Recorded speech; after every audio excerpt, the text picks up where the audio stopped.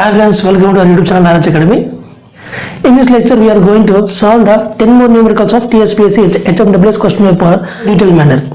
If you have seen this video lecture for the first time in the YouTube channel, then please do like, share and subscribe our YouTube channel and don't forget to press the bell icon button. So whenever we upload a new video, the direct to viewers comes to mobile. If any improvements needed in our video lectures, then please do comment in the comment section and we'll definitely include all those improvements in the coming lectures. So why to waste more time? So let's get started. So now let's solve the 51 numerical. See the question here. The characteristic equation of a system is given by P of S is equal to S to the power of 5 plus S to the power of 4 plus 3S per 3 plus 3S square plus 6S plus 4. So the number of roots present in the right half of S plane. So they are given this characteristic equation and we need to figure out the number of roots which are going to present in the right half of S plane. So therefore we need to solve this problem by Roth's criteria. So out of these four options, option A, which is 2, is the correct solution. Means 2 roots are going to lie in the right half of S plane. So let's solve this numerical. So this is the characteristic equation which is given. So here so we need to solve this by Roth's criteria. So the highest power is 5. So therefore first we write S to the power of 5. Next power is S to the power of 4. Next is S cube. Next is S2. Next is S to the power 1. So similarly S to the power of 0. This we need to fill. So the first 2 rows we need to find this, means we need to fill these 2 rows by based on the coefficient which is given in the question. And remaining things we need to figure out based on this 2 first rows. Here the first coefficient is 5. Means here S to the power of 5 means this is the odd number. So next odd number is, so S to the power of 5, the coefficient value is 1. And the next odd number is, means the lesser odd value is 3. So therefore for S to the power of 3 the coefficient is 3. And similarly the next value is S to the power of 1. So for S to the power of 1 the numerical value is, the coefficient value is 6. And similarly for S to the power of 4 the numerical value is 1. And the next even value is 2, means for S square which is 3. And similarly the next even value is S to the power of 0. So therefore we can write here S to the power of 0 means the coefficient is 4. So now we need to find this remaining coefficient values, means we need to fill this column. This rows we need to figure out. So therefore here, so if you want to figure out this value, so we need to do this one like this and this also this one. So 1 into 3 means 3 minus of 3 into 1 means 3 by 1. So we will get here 0. So therefore this value is 0. And similarly if you want to figure out this value, this coefficient value, so 1 into 6 is 6 minus 4 into 1 which is minus 4 by this value, numerical value 1. So it will get 6 minus 4 is nothing but 2. So this is the 2 value we are going to get. So this will become 0 now, nothing is there, so 0. So now because the first value is a 0, so therefore what will happen is, if you do in this procedure, so if you proceed in the same manner, what is going to happen is 0 into 3 means 0 and similarly 2 into 1 is 2 by 0 it will become infinity. So this is not we are going to get. So what we are going to do is, we are going to replace this 0 by small positive value which is A. A is nothing but a very small positive value we are going to assume. So now let's fill these remaining columns. So now A into 3A. So 3A minus 2 into 1, 2 by A. And similarly here also 4 into A, 4A. This is 0 into 1 is 0 by A. You will get here 4 value. 4A by 4A is 4. And similarly next value is similarly same. We need to do here 2. So we need to multiply here 2 means 3 is a 6A. 6A minus 4A means 4 by A minus 4A by this value. 3A minus 2 by A. Here also 0, no? So if we here also it will become this one into 0, 0. And similarly this into 0, 0 by this value. So total 0, 0. And similarly here also now S to the power of 0. So this value into this value minus this into this, it will become 0 again divided by this one. So total value is 4. We also 4 will get. So this is 0 and this is 0. So now we need to check the column sign in the first column. So we need to check the signs change in the first column. So here now here A is a positive value, small positive value. See here 3 into A, very small, is a very small value. So therefore 3 into, let me assume A is a 0.0001. So this will be a very low value. and this is still a positive value, and this is also a small positive value, but a small positive value minus a big negative, so total will be a negative value. So therefore this total will become a negative value. Similarly here, you check here, this is a very small number minus big number is a negative value. This total is a negative, and similarly here this is a positive value, positive. So this is negative, sorry, this is also negative, this is also negative, minus negative, and there is a negative. So negative will get cancelled in the whole minus. So total negative, if you take negative in the upper numerator common, and here also negative will get cancelled, so total will become a positive. So this will become positive. So here this is a positive. So from positive to negative there is a one sign change, and similarly from negative to positive also there is a one sign change. So therefore two sign changes are there in this first column. Means number of sign changes is equal to number of roots which are going to lie in the right half of S plane. So two roots are two sign changes. So therefore two roots are going to lie in the RHS of S plane. So remaining three means total 5 roots, no? Means 2 roots are lying in RHS. So the remaining 3 roots are going to lie in the LHS of S plane. So therefore the system is an unstable system because the roots are lying in the RHS of S plane. So therefore this system is an unstable system. So now the 52nd question. See the question here. Which of the following statements are correct to draw the root locus for open loop transfer function of g of s h of x is equal to k into s square plus 2s plus 2 by s into s square into s plus 4. So for this we need to draw the root locus. They are given the 4 things which are centroid is -2, root locus on the real axis lies between -infinity and -2, the root locus breakaway at h is equal to 0, the angle of asymptotes is at complex 0, 1 plus j2. So out of these 4 things only 2 are correct, which is A and C are the correct and the remaining 2 are wrong. So here the option 4, A comma C are the correct things and the remaining B and D are the wrong things. So we will check why these are correct and the remaining 2 are wrong in the solution. So let's solve this question. See, they have given the open loop transfer function g of s h of is equal to k into s square plus 2s plus 2 by s square into s plus 4. So for this one, the poles are the denominator roots. So therefore here 2 plus 1 means 3 roots are going to occur in this denominator, means the poles. So therefore 0 comma 0 and the -4 are the roots of these poles. So therefore total 3 roots are pole roots, means 3 roots are there in the poles, and zeros means the equation, if the numerator part if we equate to 0, the roots which we get are called as the zeros. So for this is the second, this is a quadratic equation. For this quadratic equation, if we equate to 0, it's like x square plus bx plus c. The roots are -b plus or minus root over b square minus 4ac by 2a. So b is here -2 plus or minus root over 2 square minus 4 into 2 by 2. So if you solve this one, the roots, the 0 roots will get -1 plus or minus j. So these are the 2 complex roots, means which are the zeros. So therefore 2 roots are present for the zeros and 3 roots are which are present for the poles. So here now see, I have drawn the pole 0 plot. The poles are 0 comma 0 and -4. So I have made a symbol x, and the zeros are -1 plus j and -1 minus j. So I represent the 0 sign. So this is the thing. See, the root locus always lies, see, for on this real axis, the root locus for the right side means the root locus will lie only if the right side has a odd number of poles or zeros. The count is the root locus will lie on this real axis only if the count is odd value. If the count is odd value. See, if I am standing here, for my right side, the pole 0, the count is only 2 poles which are present. Means these are the 2 even numbers. So therefore, the root locus will not lie in this region. But if I stand here, to my right side, there are 3 poles are going to occur. This one 1 plus 1 2, and here another one. So 3 is an odd number. So therefore the root locus will lie here.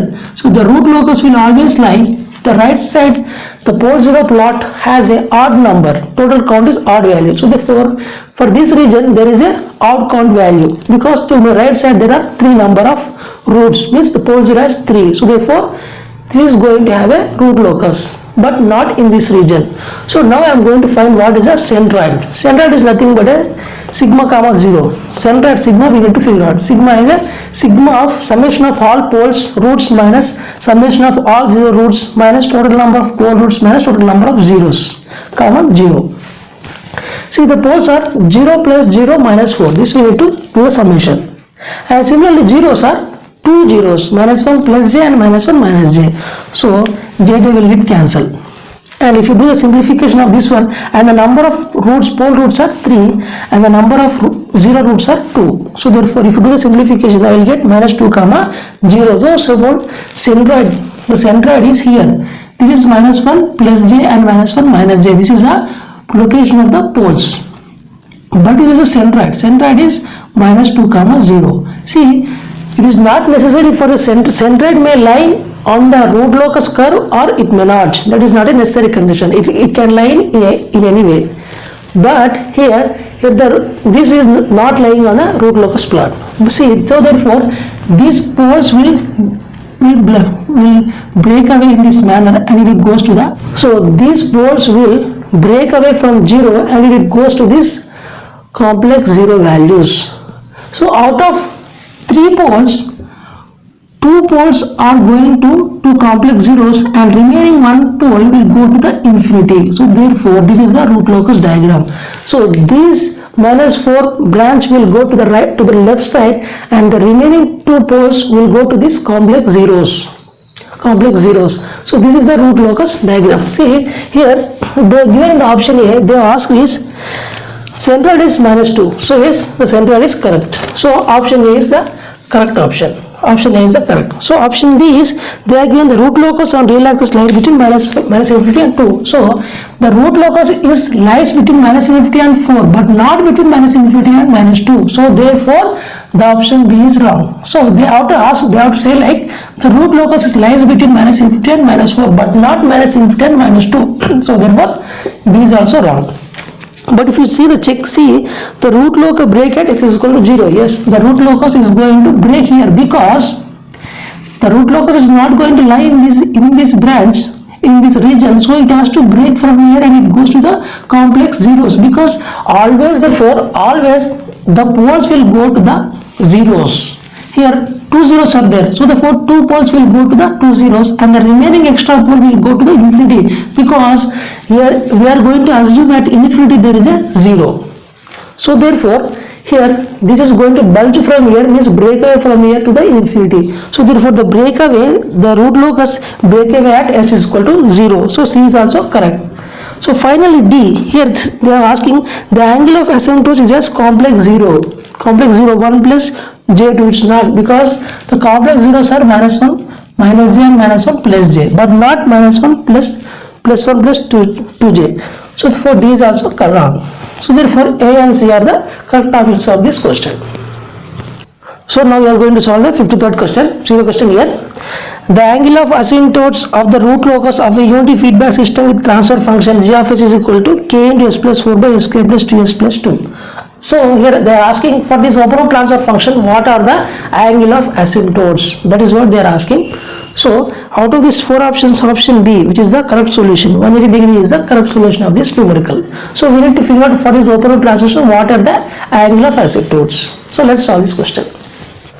So this is a transfer function, open loop transfer function is k into s plus 4 by s square plus 2s plus 2. So for this transfer function we need to figure out the asymptote angle. See here, this is for this denominator roots are called as a poles. For these open loop poles, and this is the open loop zeros, because it is an open loop transfer function. So here the open loop poles are, we need to equate this denominator part to 0. So here number of roots is 2, because order is 2. So number of poles are 2.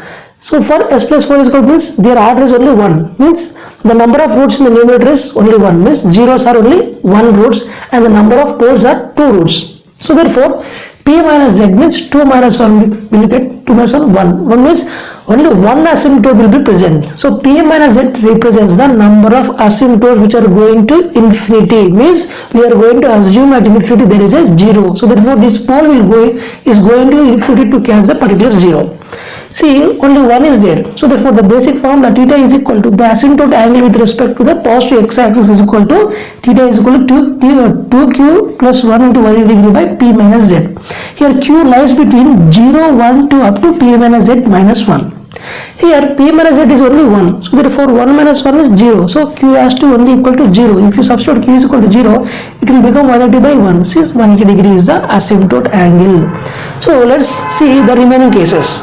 P minus z, if it is 1, we know it is already 180. Suppose the number of asymptotes, if there are 2 means the angle of asymptotes will be, suppose we need to substitute here, q is equal to 0 and q is equal to 1. So if you substitute q is equal to 0, we will get 90 degree, and if you substitute q is equal to 1, we will get 270 degree in the basic equation. And similarly, if the number of asymptotes is 3, so therefore q has to be equal to 0, 1, 2. So if you substitute q is equal to 0, we will get here 60 degree. If q is substitute 1, we will get here 180 degree. And if you substitute q is equal to 2, we will get 300 degree. And similarly, p minus z is 4. 4 means 4 asymptotes are going to infinity to catch a zeros. So therefore, here q lies between 0, 1, 2, 3. So therefore, for 0 we will get 45 degree, and for 1 we will get 135 degree, and for 2 we will get 225 degree, and for 3 we will get 315 degree. All this with respect to the positive x-axis. So these are the asymptotes. But here there is only one asymptote, so therefore the angle of asymptote is 180 degree. So here, now what we are going to do is, now let's do some more analysis to draw the root locus of this open loop transfer function. So now I am going to draw the root locus of this open loop transfer function. See, poles is equal to minus 1 plus or minus j, because if you equate this quadratic equation to 0, and if you use the formula minus b plus or minus root over b square minus 4ac by 2a, you will get here minus 1 plus or minus j, and similarly 0 is the only minus 1 minus 4. So therefore now I am going to draw the root locus. See, here 0 is minus 4, so 0 is minus 4, as the poles are minus 1 plus or minus j. So therefore this one is pole and this is also pole. Let me assume this is a 1. So therefore this is the pole 0 plot. This one is j and this one is minus j. So this is the pole 0 plot. Now I am going to draw the total root locus diagram. See, if I am standing here, to my right side there are no real pole zeros. There are no, means 0 is nothing but a even number. So therefore the root locus can't lie in this region of real part, in this real axis. So if you stand here, to my right side there is only one 0 present, one real pole, means real 0 is present. So 1 is nothing but odd number. So therefore root locus is going to lie in this region. So therefore this is the root locus is going to lie in this region, but not in this axis. In this axis there is no root locus.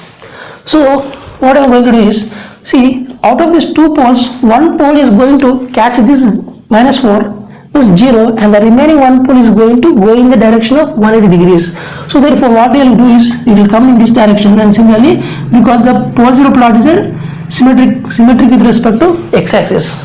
So whatever it goes, similarly here also same thing will happen, and finally they will come and they will here break, means they will come and break in point, and they will here in this manner. So one pole will go to the infinity and another pole will go to the minus 4. So this is the pole 0 plot of this open loop transfer function. So now let's solve the 54th question. See the question here. The question says that during slip test on a silent pole synchronous machine, the voltage and the current for one phase is 30 volt and 25 volt and 10 ampere and 6 ampere respectively. If armature resistance is negligible, the value of xd and the xq respectively is. So therefore we need to find what is the value of the xd and the xq values of this slip test from the slip test of this synchronous machine, silent pole synchronous machine. So out of the four options, option C, which is 5 ohm and 2.5 ohm, is the correct solution of this question. So let's solve this numerical. See, here in the question they are given the voltage values are 30 volt and 25 volt in a slip test, and the current is 10 ampere and 6 ampere. See, always in a silent pole synchronous machine, always the direct axis reactance is always greater than the quadrature axis reactance. So this is the basic thing you need to remember. See, in the conceptual classes, in the theory classes, I am going to explain why this is satisfied. Means why the direct axis reactance is always greater than the quadrature axis reactance. So therefore we know basic formula, reactance is nothing but a voltage by current. So here xd is always greater than the xq means this has to be higher value. Higher value means maximum by minimum. So maximum by minimum only will give the highest value. So therefore, out of this voltage, the maximum value is out of 30 and 25. The maximum voltage value is 30. So therefore, 30. This current has to be minimum value. So out of the current, these two values, the minimum value is 6 ampere. So I substitute the 6 ampere. So if you do the simplification, I will get 5 ohm. Similarly, xq is nothing but xq has to be less than the xd means voltage by current. It has to be minimum means minimum by maximum. Generally, the result will be a minimum value. So out of the voltage, two things, 30 and 25, the minimum value is 25. So I have substituted the 25. Current has to be maximum. So out of this 10 and 6 ampere, the maximum value is 10. So therefore, substitute 10. So if you do the simplification, you will get 2.5 ohm. So finally, what I am trying to say is the direct axis means the direct axis reactance is always greater than the quadrature axis reactance. So therefore, xd is equal to 5 ohm and xq is equal to 2.5 ohm. So now let's solve the 50th question. See the question here. Match the following group 1 and group 2 means they are given that DC generators in the group 1 and they are giving the application of these DC generators. So series generator, what is the application, and series wound generator, what is the application, and similarly shunt wound generator, so what is the application of this, and similarly the differential compound DC generator, so what is the application they have used. So out of these four options, option A is the correct answer. Means separately excite DC generator is used for the Ward-Leinart system, and the series wound DC generator is used for the booster, and the shunt wound DC generator is used for the battery charging, and similarly differentially compound generator is used for the arc welding. So let's see why these are used for this particular applications only. So let's solve this numerical. So separately excited DC generator is used in the Ward-Leinart system. So if you see the Ward-Leinart system in DC machines, it is used for the control of the speed of the motor, whether it can be rotated in this way or whether it can be rotated in this way, and also speed can be controlled by a separately excited DC generator. And similarly for series wound DC generator, it is used in a booster means for increasing the voltage. So therefore this is used to increase the voltage. It is called as a booster. And similarly shunt wound DC generator, in shunt wound DC generator always the terminal voltage is always a constant value, means it will be a very small amount of variation. That's why for battery charging always the output voltage has to be a constant value. So therefore this battery is going to get charged. So that is why shunt wound generator is always going to make a voltage is nearly equal to constant. That is why it is used for the charging of any battery. And similarly differentially compound DC generator means in differential compound generator, if you see the basic curve here, the voltage will be decreasing and the current will be increasing. That is what it is needed in the arc welding also. In the arc welding applications, current has to be very huge value and the voltage has to be less value. Similarly, this is also provided by a step down transformer. Step down transformer is will also produce same thing. The voltage is very less and the current has to be equal to higher, then only the power is constant. So therefore arc welding can be produced by two things, step down transformer and also differentially compound DC generator. So these two things are going to use for the arc welding, and shunt wound is always used for the battery charging because the voltage is always constant value, and series wound DC generator is used for the booster, means it is going to increase the voltage whenever there is a drop in any system. And similarly separately excited is used for a Ward-Leinart system, means to control the speed of a motor in any other direction. It can be less than the base speed. It can rotate in clockwise or it can rotate in the anti-clockwise based on the supply voltage polarity. So let's solve the 56th question. See the question here. If the aluminum rotor bars of a 3-phase squirrel cage induction motor are replaced by copper bars, then starting torque, maximum torque and the slip at maximum torque will be. So in this question what they are trying to say is, if the aluminum bars are replaced by copper bars, means in squirrel cage induction motor we are going to replace the aluminum bars by the copper bars, then what is the effect on the starting torque, maximum torque and the slip at maximum torque? So at these three conditions we need to figure out starting torque, maximum torque and slip at maximum torque, what they will vary, whether they will become less or more or equal, same as the previous case. So out of the four options here, the starting torque will decrease and the maximum torque will remain same and the slip at maximum torque will decrease. So option C is the correct solution. No? So now let's see why this is the correct solution. So for a squirrel cage induction motor, the basic torque equation is a starting torque, the starting torque is always directly proportional to the rotor resistance. It is directly proportional to the rotor resistance. But at maximum torque, it is independent of the rotor resistance. But it only depends upon the rotor reactance, but not on the rotor resistance. And similarly, the slip at maximum torque is R2 by X2. R2 is nothing but the rotor resistance, and X2 is nothing but the rotor reactance. So now let's see the first condition is the resistance of aluminum is always greater than the resistance of the copper. Means copper has a very low resistance when compared to the aluminum. So at the first condition we are going to keep the aluminum, and now we are going to replace this aluminum with the copper bars. So as the resistance decreases, means the rotor resistance is going to decreases. As the rotor resistance decreases, because the starting torque is directly proportional to the rotor resistance. So therefore, when the rotor resistance decreases, so therefore the starting torque is also decreases when compared to the previous case. So therefore the starting torque is going to decrease. But the maximum torque is independent of the rotor resistance. So whether you keep the aluminum bars or whether you keep the copper bars, in both the conditions the maximum torque is always constant, means same.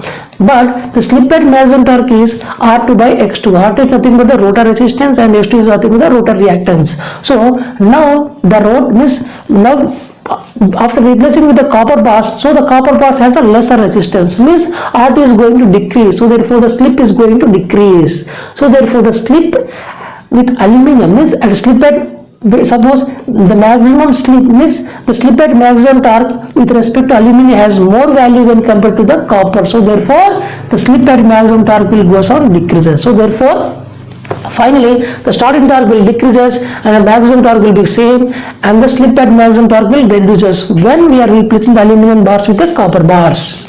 So now we will solve the 57th question. See the question here.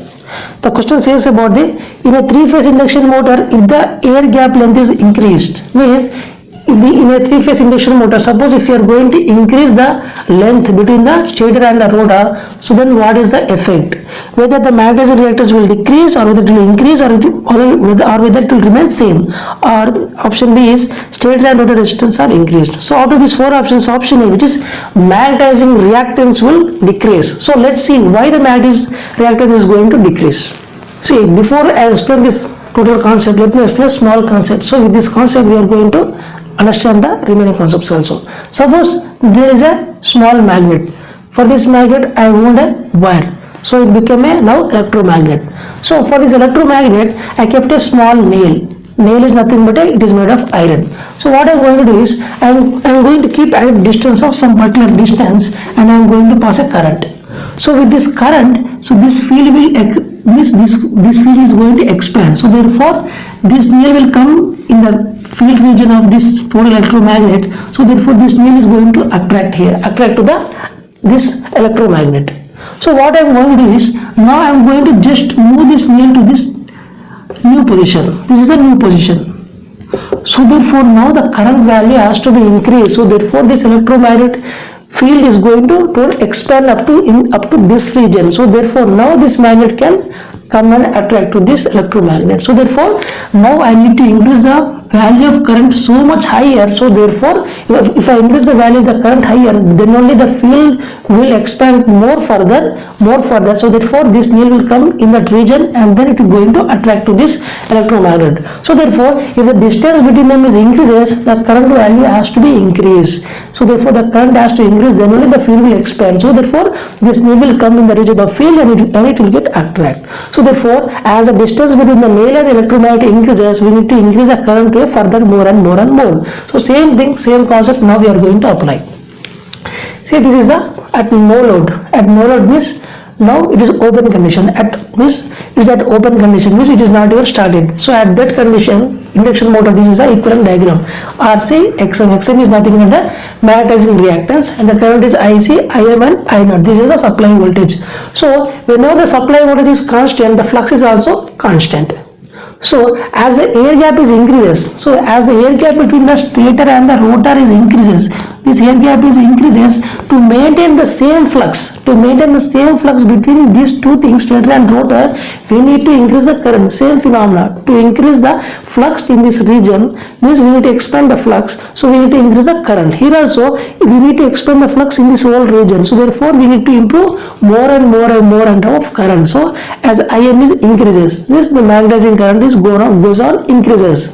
So therefore as the magnetizing current goes on increases, so this is the new further value Im. So therefore now this is the new diagram we get. So this is the new diagram. This is the new diagram. So this is the old power factor angle and this is the new power factor angle with respect to the supply voltage. So therefore the power factor angle is goes on increases, so therefore the power factor will decrease. So whenever the air gap is increases, the power factor angle increases, but the power factor goes on decreases. And similarly, one more thing is, when the air gap increases, we know the basic relation between this magnetizing reactance and this voltage is V is equal to Im into Xm. So V is equal to Im into Xm. As our supply voltage is constant, as you already know, Im is goes on increases because as we are increasing the air gap, Im is goes on increases. But to maintain this as a constant value, so Xm has to decrease, means magnetizing reactance has to decrease. So finally, three things are going to happen. As the air gap between the stator and rotor increases, power factor angle increases, but the power factor goes on decreases, and similarly the magnetizing reactance goes on decreases. So these are the three things are going to happen whenever a air gap is going to increase. Suppose if the air gap is decreases, then the reverse phenomena will take, means phi decreases, power factor increases, and Xm increases when the air gap decreases. But when the air gap is increases, power factor angle increases, power factor decreases, and the magnetizing reactance decreases.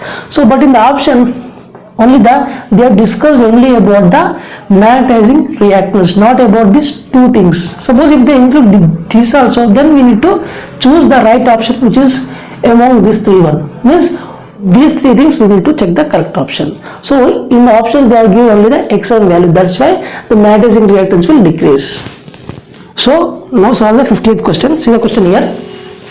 The angle between armature MMF and the field MMF of a cylindrical rotor type synchronous generator at unity power factor and the zero power factor lagging load is respectively. So we need to figure out what is the angle between the armature MMF on the field MMF of the cylindrical rotor type synchronous generator when unity power factor condition and the zero lagging power factor conditions.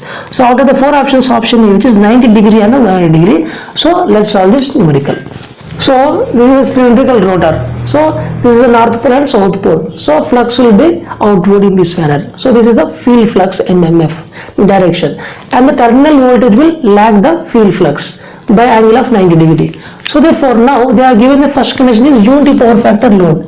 Means at unity power factor load, if you are connected to the synchronous generator, what will happen is, here unity power factor means current has to be in same, the armature current has to be in same phase with the terminal voltage.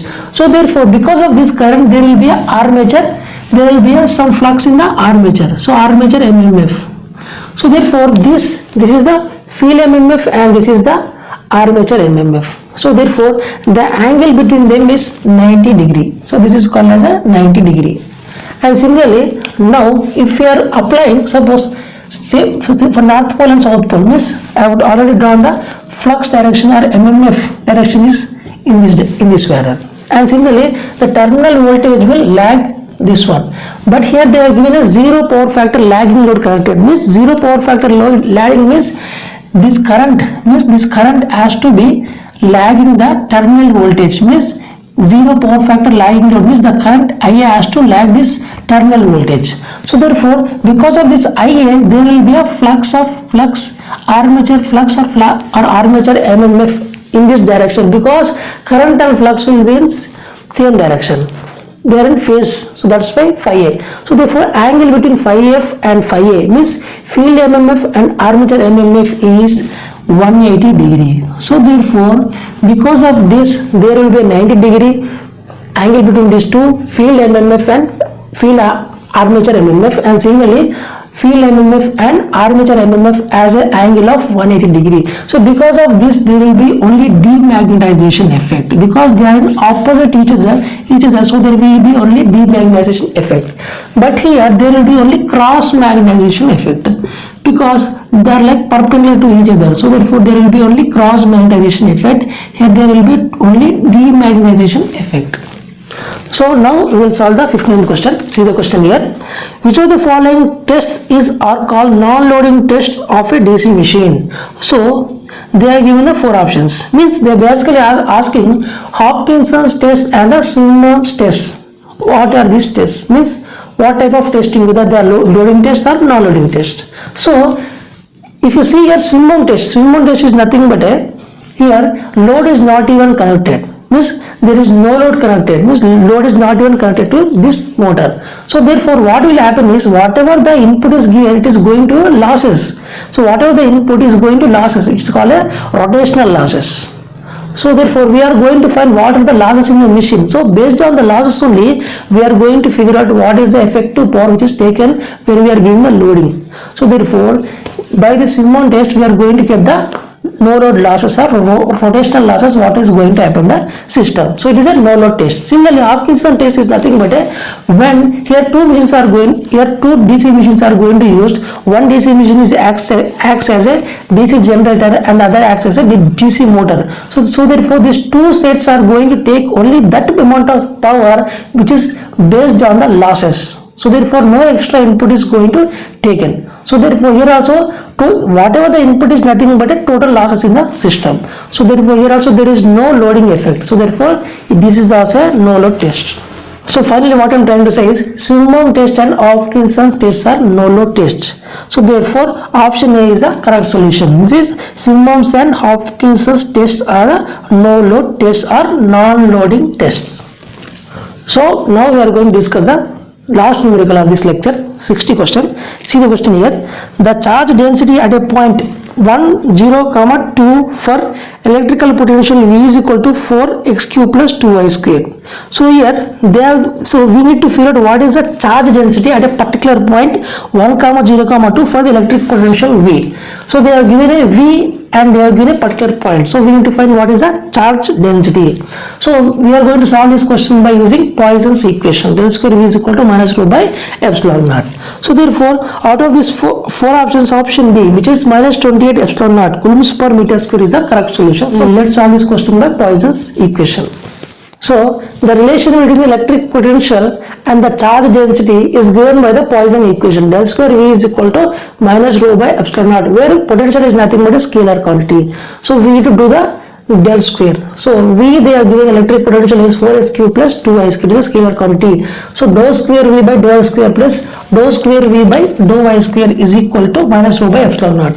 So we need to do the 2 times partial differential with respect to x and similarly 2 times with the partial differential with respect to y. So here we need to do the first with respect to x. So therefore it will become, so suppose if you want to do with respect to x, first we will get 12x square. This will become 0. So therefore now if you do again, you will get 24x. So that is what I have written here. And similarly, suppose if you want to do with respect to y, partial differentiation, it will become 0. The first part will become 0, it will become 2 into 2 means 4y. Suppose if you want to do again, it will become 4. So that is why I have written here plus 4. But the point they have given is 1, 0, 2. So x is equal to 1, y is equal to 0 and z is equal to 2. But here there is only x. So therefore in place of x we need to substitute 1. So 24 plus 4 is nothing but 28. 28 is equal to minus rho by epsilon naught. So therefore, but we need rho is nothing but a charge density. So means charge density is nothing but charge per meter square, charge per area. Charge per area is nothing but a charge density. So rho is equal to, so if you do the cross multiplication, it will become minus 28 epsilon naught coulomb per meter square is the correct solution of this question. So this is nothing but a Poisson's equation. By this equation only we are going to get the solution of this charge density, minus 28 epsilon naught coulomb per meter square. So by this lecture we have successfully completed the 60 numericals, and similarly in the coming lectures we will solve the remaining questions. If you like the content of our channel, then please do like, share and subscribe our YouTube channel, and don't forget to press the bell icon button, so whenever you upload a new video, the direct notifications comes to your mobile. If any improvements needed in the video lectures, then please do comment in the comment section, and we will definitely include all those improvements in the coming lectures. If you feel any of the question which is not understood, then please do comment. We will always reply to your comments. Thank you so much for watching this lecture. Keep smiling, take care, and bye bye.